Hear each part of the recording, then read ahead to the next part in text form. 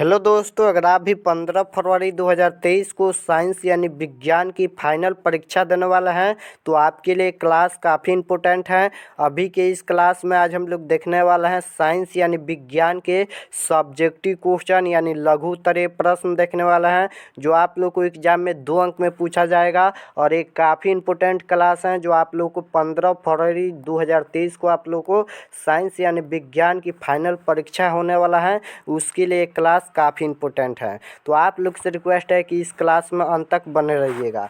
तो पहला number question देख सकते हो, और देख सकते हो एक क्वेश्चन कितना ज़्यादा बार रिपीट हुआ है एग्जाम में। देख सकते हो 11 में भी आया है, 15 में भी आया है, 16 में, 18 प्रथम पाली और द्वितीय पाली में भी आया है, 19 और 20 में आया है। देख सकते हो कितना बार ये रिपीट हुआ है। हो सकता है आप लोग को फाइनल एग्जाम 2023 में भी एक क्वेश्चन देखने को मिलेगा। तो पहला नंबर क्वेश्चन है कि प्रकाश का अपवर्तन और परावर्तन क्या है, इसके नियमों को लिखिए। ऐसा ही क्वेश्चन पूछेगा, केवल प्रकाश का अपवर्तन नहीं, यहाँ पर प्रकाश का अपवर्तन परावर्तन क्या है, इसके नियमों को लिखिए। तो आपके सामने इसका उत्तर है, देख सकते हो। इसका उत्तर है कि जब प्रकाश की किरण जब एक पारदर्शी माध्यम से दूसरे पारदर्शी माध्यम में तिरछी प्रवेश करती हैं तो दोनों माध्यमों को अलग करने वाली सतह पर किरण मुड़ जाती हैं। सघन माध्यम में आपतन बिंदु पर अभिलंब की ओर मुड़ती हैं, जबकि विरल माध्यम में अभिलंब से दूर मुड़ती हैं। इस घटना को प्रकाश का अपवर्तन कहते हैं। यह क्वेश्चन को आप लोग को किसी भी हालत में याद करके जाना है एग्जाम में। तो चलिए हम एक बार और समझते हैं इसका उत्तर क्या है। तो इसका उत्तर है कि प्रकाश किरण जब एक पारदर्शी माध्यम से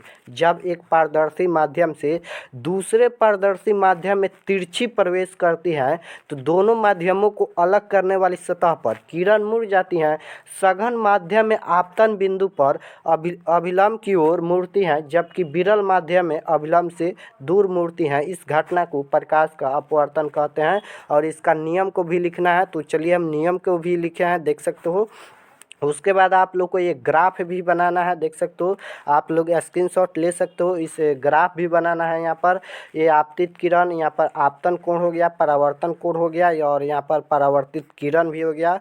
ये हो सकता है आप लोग को एग्जाम में ये क्वेश्चन 5 अंक में भी देखने को मिलेगा। और इसका नियम देख सकते हो, अपवर्तन का नियम है, देख सकते हो। पहला नियम है कि आपतित किरण, अपवर्तित किरण तथा आपतन बिंदु पर खींचा गया अभिलंब सभी एक ही तल में होते हैं। पहला नियम क्या है, अपवर्तन का नियम। हो सकता है कि केवल अपवर्तन का नियम पूछेगा अलग करके कि प्रकाश का अपवर्तन का नियम लिखिए, तो आप लोग इतना लिखिएगा तो 2 अंक मिल जाएगा।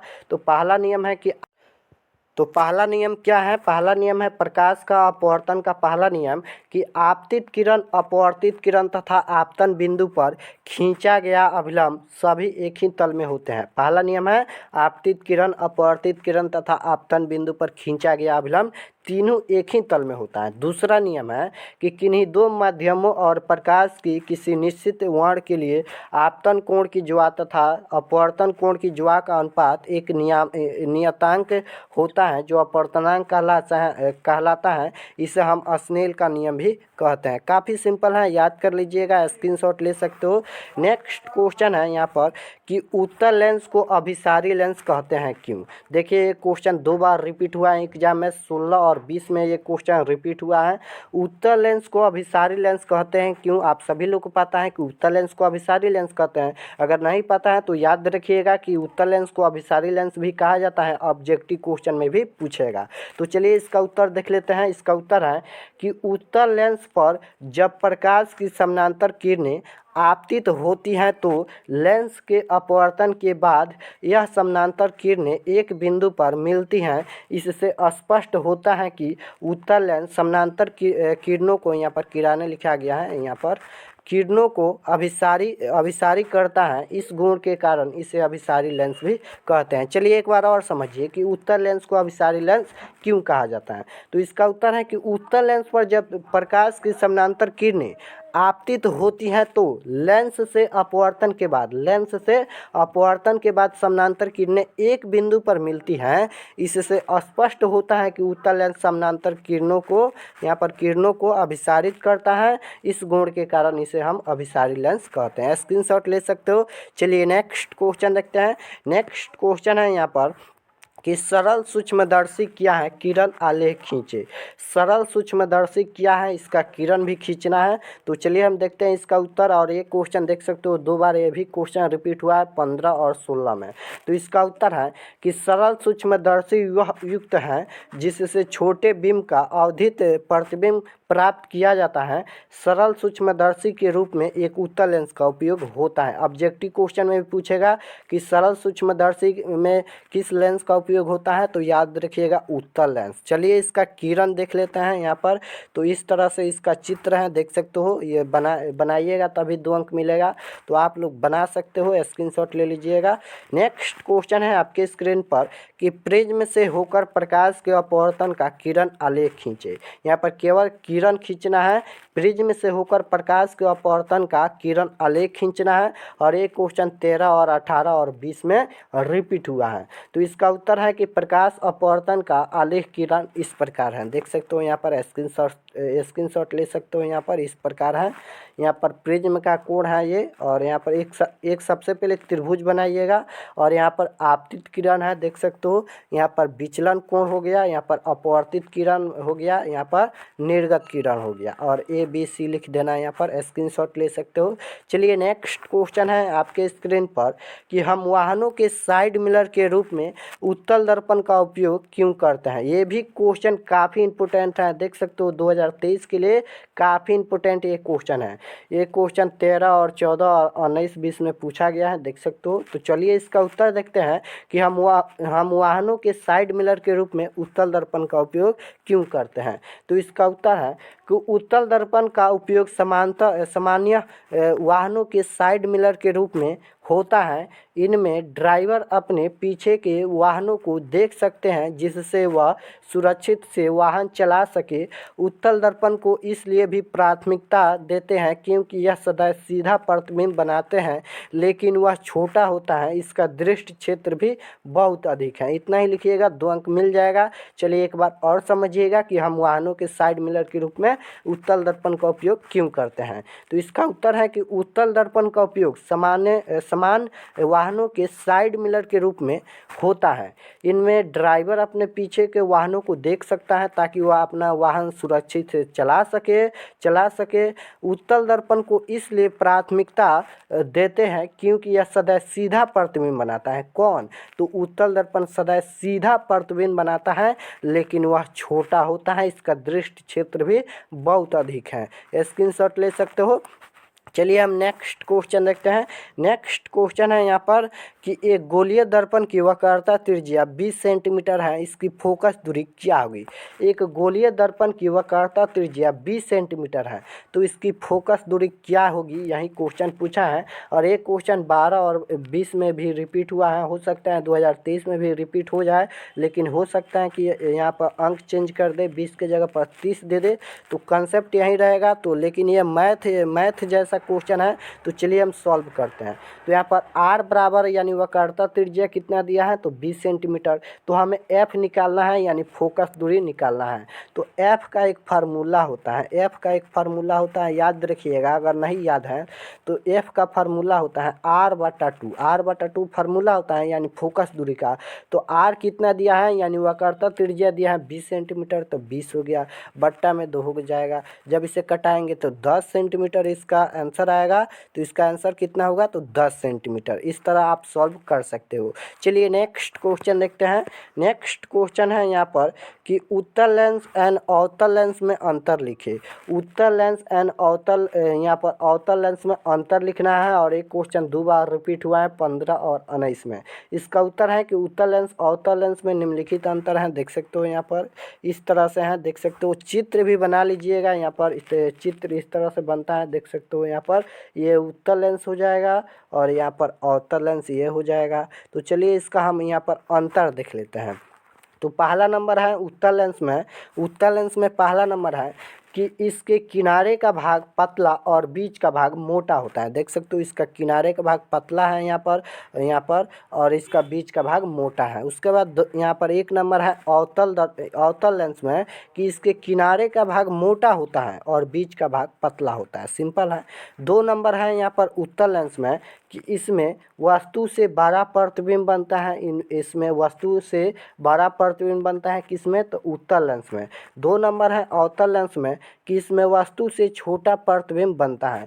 3 नंबर है उत्तल लेंस में कि इसमें वास्तविक और काल्पनिक दोनों प्रकार के प्रतिबिंब बनते हैं। किसमें, तो उत्तल लेंस में वास्तविक और काल्पनिक दोनों प्रकार के प्रतिबिंब बनते हैं। और 3 नंबर है यहाँ पर अवतल लेंस में कि इसमें केवल काल्पनिक प्रतिबिंब बनते हैं। यहाँ पर 4 नंबर है उत्तल लेंस में कि इसमें उल्टा प्रतिबिंब बनता है। 4 नंबर है यहाँ पर अवतल लेंस में कि इसमें सीधा प्रतिबिंब बनता है। 5 नंबर है यहाँ पर उत्तल लेंस में कि यह अपवर्तित किरणों को अभिसारित करता है। और 5 नंबर है कि यह यहाँ पर अवतल लेंस में कि यह अपवर्तित किरणों को अभिसारित करता है। स्क्रीनशॉट ले सकते हो।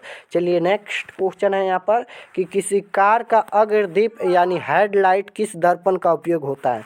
2 बार ये क्वेश्चन रिपीट हुआ है कि किसी कार का अग्रदीप यानी हेडलाइट किस दर्पण का उपयोग होता है, यही क्वेश्चन पूछा है। तो इसका उत्तर है कि किसी कार का अग्रदीप में अवतल दर्पण का बना होता है। वाहनों के अग्रदीप में प्रकाश का शक्तिशाली समानांतर किरण पुंज प्राप्त करने के लिए अवतल दर्पण का प्रयोग किया जाता है। सिंपल क्वेश्चन है।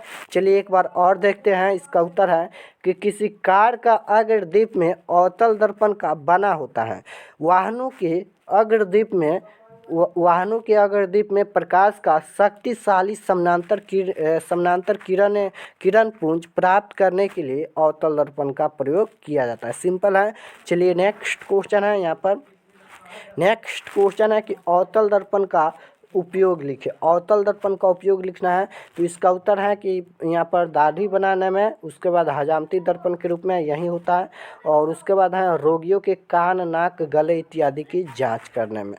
चलिए नेक्स्ट क्वेश्चन है यहाँ पर कि उत्तल दर्पण का उपयोग लिखे। यहाँ पर अब उत्तल दर्पण पूछा है। उत्तल दर्पण का उपयोग लिखना है तो साइड मिरर के रूप में होता है। हम सभी जानते हैं कि उत्तल दर्पण का उपयोग साइड मिरर के रूप में होता है। उसके बाद है सड़क या गली में यहाँ पर स्टील लाइट में परावर्तक सतह के रूप में। यहाँ पर ST लिखा गया है, यहाँ पर स्टील लाइट होगा। चलिए नेक्स्ट क्वेश्चन देखते हैं। नेक्स्ट क्वेश्चन है कि समतल दर्पण का उपयोग लिखे। समतल दर्पण का उपयोग लिखना है तो इसका उत्तर है कि अपना चेहरा देखने में होता है और एक से अधिक प्रतिबिंब प्राप्त करने में। उसके बाद है कि सोलर कुकर में किस दर्पण का उपयोग होता है, तो अवतल दर्पण का हो सकता है। ये सभी क्वेश्चन जो है यहाँ पर ये ऑब्जेक्टिव में भी पूछेगा और सब्जेक्टिव में भी पूछ सकता है। उसके बाद यहाँ पर कुछ यहाँ पर स्टार देकर लिखा गया है जो ऑब्जेक्टिव में भी काम आएगा और सब्जेक्टिव में भी काम आएगा। तो यहाँ पर है कि अवतल दर्पण द्वारा बना प्रतिबिंब वस्तु से छोटा, वस्तु से बड़ा एंड वस्तु से बराबर तीनों प्रकार के प्रतिबिंब बनते हैं। देखिए समझिए पहले कि अवतल दर्पण यहाँ पर अवतल दर्पण द्वारा बना प्रतिबिंब वस्तु से छोटा और वस्तु से बड़ा एंड वस्तु से बराबर यानी तीनों प्रकार के प्रतिबिंब बनते हैं। तो किस दर्पण में, तो अवतल दर्पण में, याद रखिएगा। उसके बाद यहाँ पर है कि अवतल दर्पण द्वारा वास्तविक और काल्पनिक दोनों प्रकार के प्रतिबिंब बनते हैं। किस में बनते हैं, तो अवतल दर्पण में वास्तविक एंड काल्पनिक दोनों प्रकार के प्रतिबिंब बनते हैं। उसके बाद है यहाँ पर उत्तल दर्पण द्वारा काल्पनिक एंड सीधा प्रतिबिंब बनता है। उत्तल दर्पण द्वारा काल्पनिक एंड सीधा प्रतिबिंब बनता है। उसके बाद है कि उत्तल दर्पण द्वारा हमेशा छोटा प्रतिबिंब बनता है।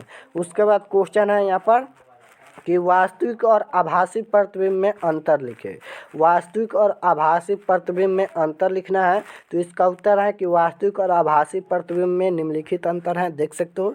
तो यहाँ पर वास्तविक प्रतिबिंब है पहला नंबर यहाँ पर कि किसी बिंदु से आने वाली प्रकाश की किरणें परावर्तन के बाद जिस बिंदु पर मिलती हैं वह बिंदु पहले बिंदु का वास्तविक प्रतिबिंब होता है।